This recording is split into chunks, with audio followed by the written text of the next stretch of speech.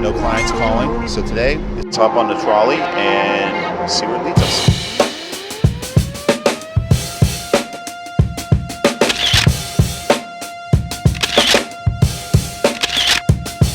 So I'm gonna head downtown to Pittsburgh and see what I can find. Something Christmassy, maybe.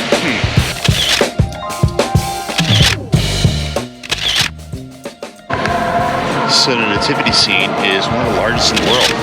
It actually was a model for the nativity at the Vatican.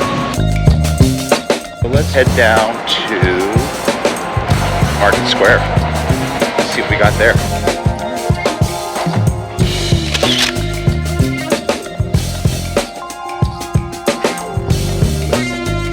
Typical winter day in Pittsburgh.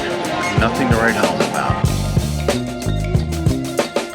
Tree, oh Christmas tree, much pleasure do you bring me. Alright, so one of the things I always notice is lines. They always lead us somewhere. Your eye in a picture, down the road, or whatnot. So some of the coolest pictures are the ones you're not even looking for. So like walking down the street and some lady starts laughing and I look, and there's a mirror in the house. I guess that's what it's all about.